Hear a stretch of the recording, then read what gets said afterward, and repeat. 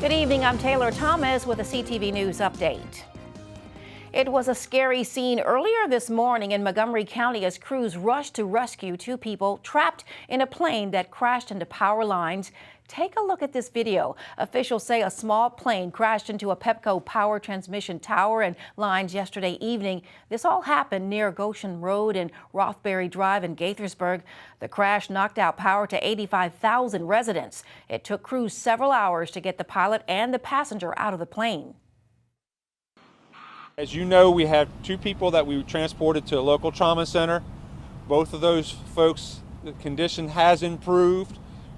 One is still in the hospital, and that's all the information that I have. As we talk about, it was extrication complete of both folks from the aircraft at 12:30 in the morning, which was right at about 8 hours from the time of the original strike of the tower at 5:30. Meantime, due to the power outage, Montgomery County Public Schools canceled classes for students and teachers. The monkeypox disease now has a new name, Mpox. The World Health Organization announced the change yesterday. The WHO says the disease originally name has been in use for decades, but it plays into racist and stigmatizing language. That says the name monkeypox and Mpox will be used by the WHO simultaneously for 1 year while monkeypox is phased out. The first human case of the disease was recorded in 1970. Here are our latest COVID-19 numbers for our area. The Maryland Department of Health has confirmed 731 new cases. The county's positivity rate is at 7.61%. 11 Marylanders have died of COVID over the past 24 hours, and 418 people are hospitalized. A Maryland man pleads guilty to defrauding the D.C. Medicaid program out of more than $700,000. Between December 24th and February 2022, that is, 51-year-old Joseph Tamjong of Lanham was employed as a person care aide to district residents who needed assistance performing activities of daily living, such as getting in and out of bed, bathing, dressing, and eating. Today in court, Tamjong admitted that he submitted false timesheets that claimed he provided these personal care services when he did not.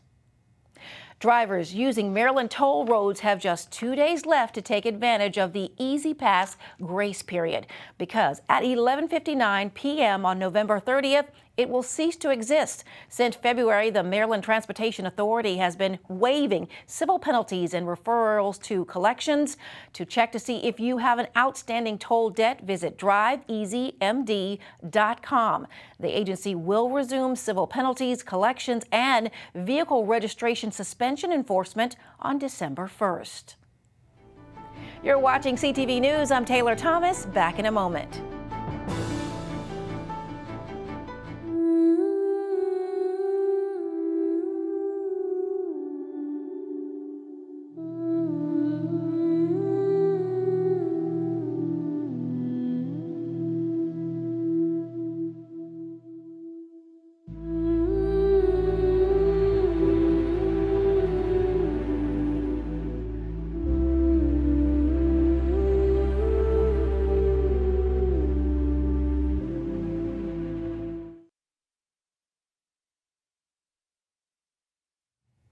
It's Cyber Monday, one of the busiest shopping days of the year. The e-commerce shopping day allows consumers to purchase items at a reduced price. The frugal socialite says big retailers always offer big deals, but this year they're not alone. I'll tell you who is incentivizing everyone: the small businesses. Small businesses who normally are not able, because of profit margins, to give their customers the same kind of benefits are now saying, hey, we're out here for Cyber Monday and we want your money too. Ticket Tuesday, also known as Travel Tuesday. It is a little sister to Cyber Monday. It started in 2017, and the whole idea was, while people are shopping for your laptops, your AirPods, your things like this, why not think about travel? Prince George's Community Television is asking for the community support tomorrow for Giving Tuesday. You can help our organization to continue to create opportunities in the community. I'm super grateful for the opportunity to intern at CTV. The experience I've gained behind the scenes makes me eager to finish school and start working in the industry. Funding CTV is critical because it provides opportunities to our communities. Prince George's Community Television, supporting emerging adults. For more information or to make a donation, simply visit pgctv.org. CTV News is beginning a new segment tonight. It's called Grow With Us. The feature is aimed at helping out the home gardener, that is. Byron Scott has our segment. I'm Byron Scott, and this is Kevin Alsop of Neima's Gardens. We're starting a new segment here at CTV News. It's called Grow With Us, and Kevin's going to teach us how the home gardener can grow their garden. So thanks for joining us. Thanks for having me. What have we here? Okay, so what we have right here is a 4x8 raised bed. Home gardeners, you have raised beds. So what we're going to do is going to show you how to prepare it for late winter planting or early spring planting.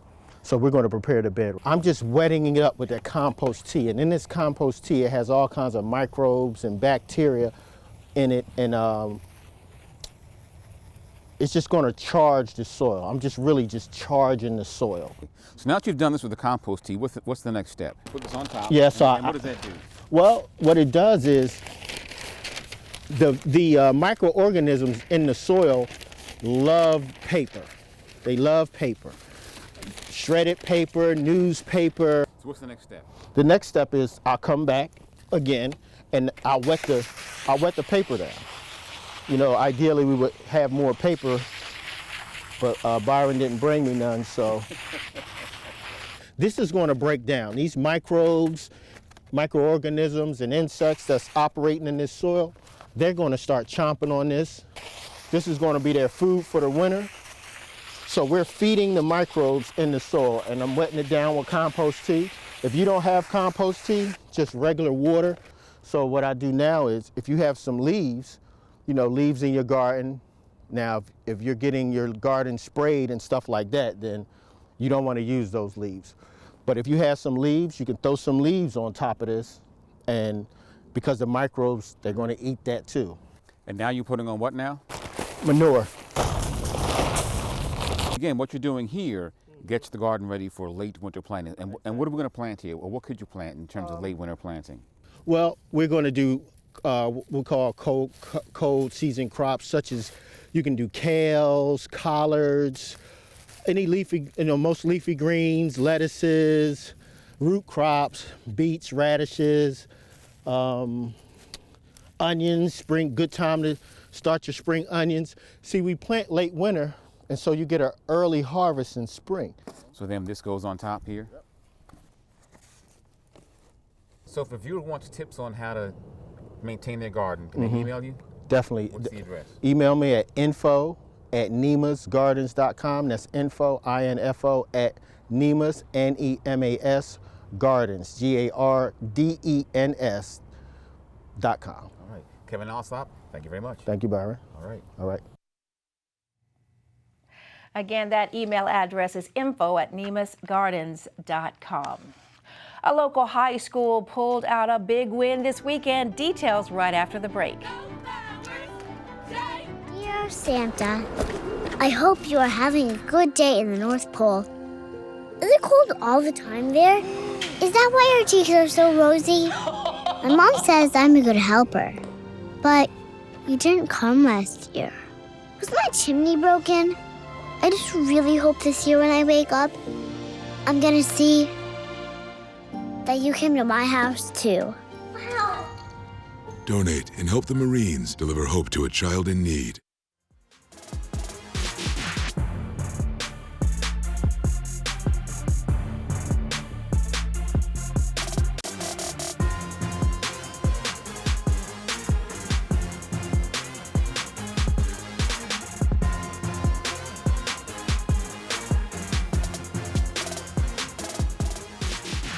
The Washington Commanders came away with a 19-13 win yesterday afternoon against the Atlanta Falcons as the team continues to fight for a spot in the postseason. The Commanders have won 3 consecutive games as well as 6 of their last 7 games and now have a record of 7-5 on the season. Head coach Ron Rivera spoke about the game and about how proud he is of the team pulling things together after such a rocky start.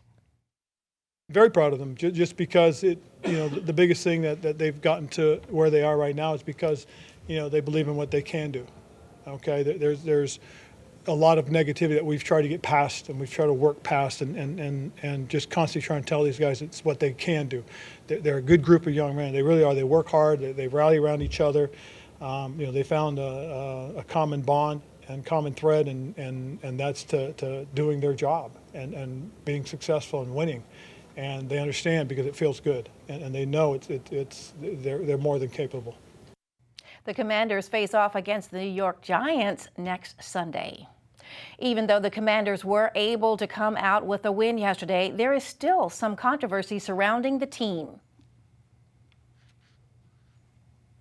Yesterday was the 15th anniversary of the team legend Sean Taylor's death, and on this day, a memorial for Taylor was unveiled for fans to see, but was supposed to be a moment of excitement for fans, turned out to be a disappointment for some. Taylor's accomplished so much in such a little time before his untimely death, and even had his jersey retired by the Commanders last year. Many were expecting a statue instead of a jersey. However, Taylor's family says that they were happy with the memorial. The Charles Flowers Jaguars football team will play in the 4A state championship game this week for the first time in the school's history after defeating county rival Wise High School on Saturday. The Jaguars entered the game with a 12-0 record led by senior QB Sean Johnson, making plays in the air and on the ground. Johnson's 6-yard touchdown pass gave the Jaguars a 13-6 lead at halftime, followed by a 24-yard touchdown run in the third quarter. The defense team then came up with their second interception of the game in the final minutes to seal the victory. I told the O-line in the huddle, I said, listen, this is where O-line, this is when you get nasty, this is when you win games, right here. All right, we don't want to pass the ball down. We got to get 3 first downs, get some first downs, and get that clock going. Those guys were up for the challenge. They did an excellent job, man. He's a guy. Took us to the state championship. We got good coaching, good players, everybody, your family. We just had teamwork and did what we were supposed to do. We executed very well this week. This guy right here showed up, man. And, I believe in this guy. He's been doing it all year. He's been in the program for 2 years as a starting quarterback. And I'm going to call his number every chance I get. The Jaguars will face Quince Orchard for the 4A title at the Naval Memorial Stadium in Annapolis Thursday night. The Bowie High School soccer varsity team recently came out victorious in the 4A state championship game with a score of 1-0. The win marks the team's first soccer title since 2011. Head coach France Dietzen spoke about what he thought his team did well in the championship game. Great defense when the opposing team, players and coaches, are arguing on the field about what to do. They tried to make adjustments at the half, and there was nothing they could have done that would have changed how great we played. Not to mention there were individual standouts, but when you go across the board, every individual stood out. Yes, there was the save from Sosa late into the game with the breakaway. Yes, there was a goal line save and clearance by Caden Green in the first half and by Jan Hernandez in the second half. But again, everyone did an awesome job defending. Everyone understood this took a team effort, and that was one of the biggest things we worked on a week before the game, and it showed. The holiday season is in full swing at the White House, where First Lady Dr. Jill Biden has chosen We the People as the theme for the Executive Mansion's 2022 decorations. This year's display features a gingerbread White House and a sugar cookie replica of Philadelphia's Independence Hall, where the Constitution and Declaration of Independence were signed. There's also a menorah that was created using wood from the 1950 Truman renovation of the White House. And this wraps up our CTV News. Again, join us tomorrow at 4:30. Good night.